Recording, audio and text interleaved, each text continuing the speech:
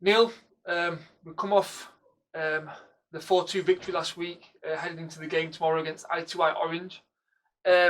We touched on it briefly after the game, how we won that game convincingly, but kind of in a different way to how we normally play. And we mentioned that versatility. When you're developing players, do you look at that in like you want certain players to be able to play different systems, or do you look at different players if you're looking at different systems and try and focus on each player has their favoured? A little bit of both, really. I mean, players have to be adaptable.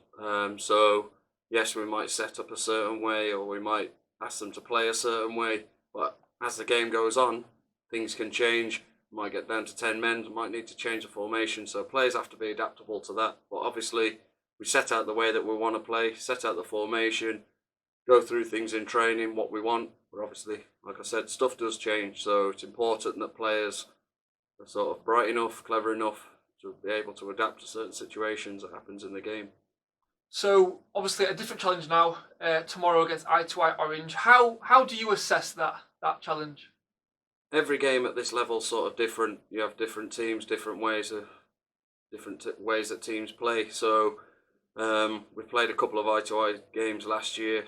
A lot of foreign players, a lot of American players that they've got. So sort of their philosophies and their sort of way of playing sort of different to the English kind of way, which suits us in some way because I do like to try and get the ball down and play and stuff like that. So generally, games against i2i are generally good footballing games.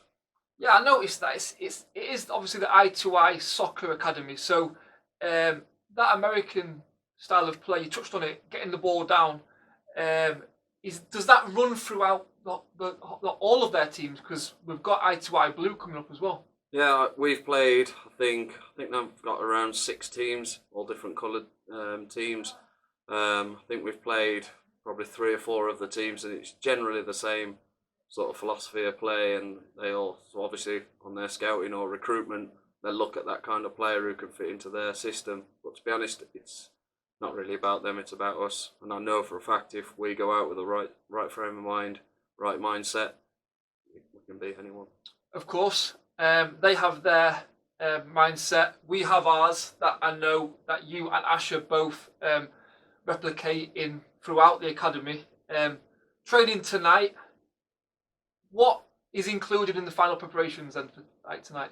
Tonight will be a light session, short and sharp stuff, a little bit of possession work. I know a couple of the lads have played a game this week, either last night or Monday night for relative different teams. So it'll just be a case of making sure everyone's ready, raring to go tomorrow. Yeah, that's interesting that you mentioned that because arguably the man of the match in the 4-2 victory last time was Asa Mitchell, and he has been playing for a semi-pro team earlier in the season before the season was curtailed. How was that, specifically to him, how has that helped his development? What have you seen while you've coached him? Because he's been playing with them since he was 18, 19. Yeah. So how has that helped his development? Every game that a player plays should help their development, whether it's a good game or a bad game.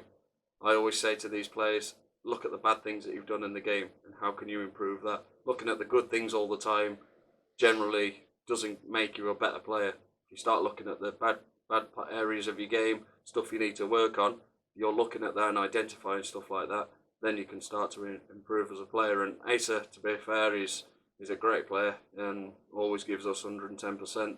And I know he does down at Thackley as well. So I think more games he plays, the better he's going to get. Do you think you could pinpoint maybe a specific attribute that the men's football has helped Asa?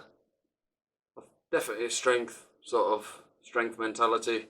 Playing against sort of under 18s, under 19s in the age group that he is, it wouldn't really challenge him. But obviously going into the 23s level, then into the first team level at Thackley, I think mental strength and physical strength really will play a big part for him. This cup system in general, obviously the season was curtailed due to COVID. What have you told your players about this cup competition, as in regards to I don't know, maybe it's a chance for them to cement their place in the lineup. But what have you said to your players, to motivate them for this cup? The players don't need motivating. They just want to play games, whether it's a friendly, whether it's a two Bob Cup. They're not bothered. They want to play games. They want to compete. They want to win games. So hopefully we can continue with our winning streak tomorrow, then go on to the next game, and then keep building from there. So take each game as it is.